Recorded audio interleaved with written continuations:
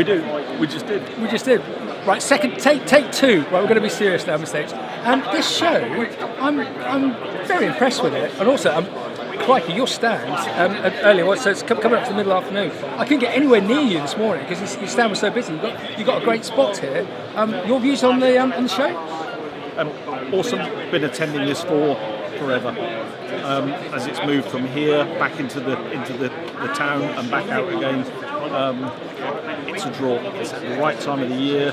I've got to say, with the industry where it is just at this moment in time, the feeling's really upbeat.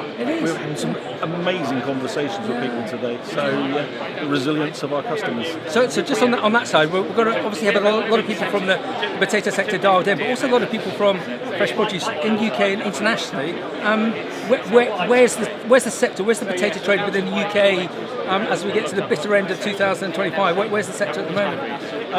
It's had a tough year. As the industry would know, what we saw in March. So we've had 3 years of unprecedented high prices, demand, short crop through drought, whatever it might be.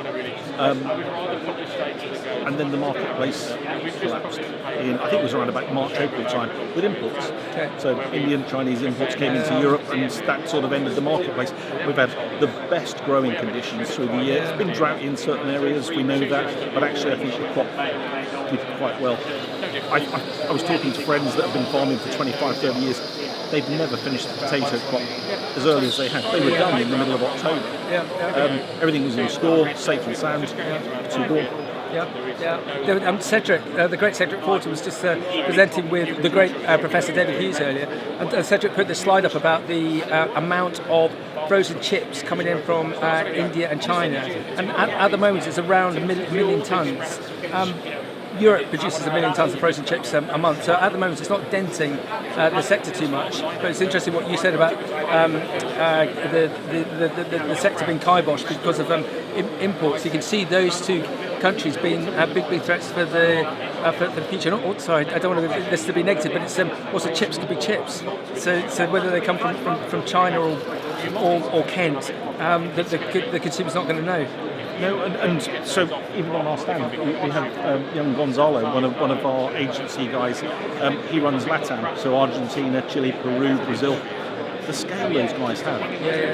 We've gone from nothing 3 years ago, and we're now heading towards 400,000 tonnes with them.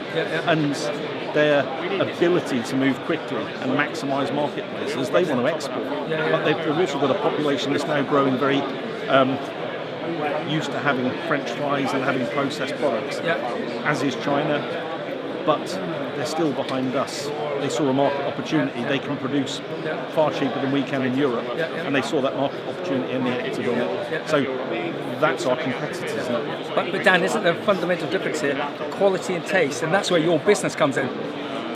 Because that quality, I've heard it said so many times about fresh produce. If you can get quality and taste, in some ways it's the same word. And this is what your business does.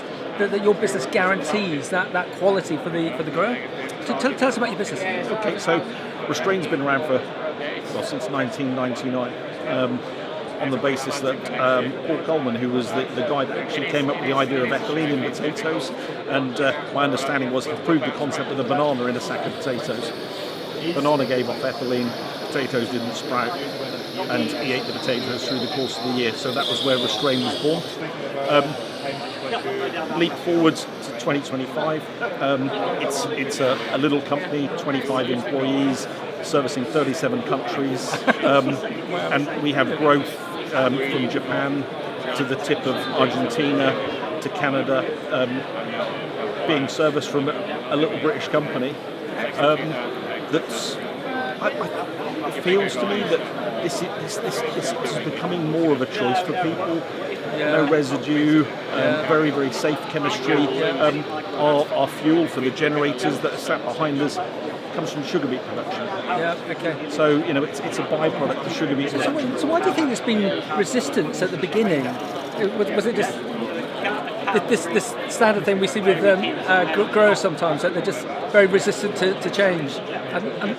there's a bit of that, but also we had a global competitor with CIPC, which exited the UK European marketplace in the late teens, early 20s for the UK. Okay.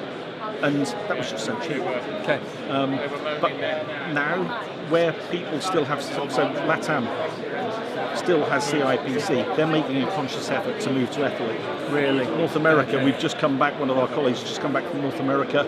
We're now servicing some of the largest potato farms in the world because they want to make that change. They've still got CIPC, but they want to make that change. Okay, so help me here. If there's a particular grower who's been curious but is still hesitant about ringing you, emailing you, what would your house in call be to them as to why they should join your family, as to why they should involve you in their business? It's about the experience that we have. So, our team, they're incredibly experienced people. They understand potatoes.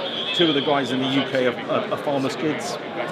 They understand the 7 days a week. But most of all, you're in control of it. It's not a contractor approved thing. This is something that you will use. You will be trained how to use, and you're in control of it. And just over Scott's shoulder, the Connect part of that is now a modernisation of the technology. If I liken our first generator to the Nokia phone, next year we're going to have an iPhone 16 connected, Power BI, so our customers can look anywhere in the world. And we've been doing this for 4 years now, monitoring hundreds of stores remotely for those 4 years. And that's what our customers now need. Okay. So just let's figuratively hold the hand of this grower. It's a bit of a direct question, but what will success look like for that grower 3 years, 5 years out by adopting your technology? Safe, clean, no residue. Okay, so we're all still living with the legacy of CIPC in stores. We know the impact of that on boxes, the infrastructure.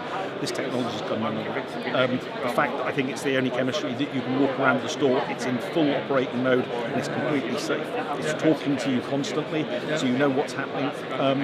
And we're competitive as well. So I think that's where people go. We go back to the point you were talking about just a little bit earlier about good quality produce. Do you know, I think we're going through is it a revolution or an evolution? 4 years ago, 5 years ago, I was working in a processing factory and we were talking about traceability, having Union Jack, local, talking about that all went out the window for a period of time when it was, can we just get potatoes to service the marketplace? I think that will come back. Okay. And the likes of the PepsiCos and the McCains, they've never really lost that. They've stuck with that. So, and I think that's where that will come back to. We've just got to convince the shoppers that having a Union Jack on it is important and that higher welfare thing. So we play part of that. Well done. Very, very impressive. Check this man out. Check out his business. Check out the colleagues. Give him a ring. Dan, thank you very much. Thanks, Max.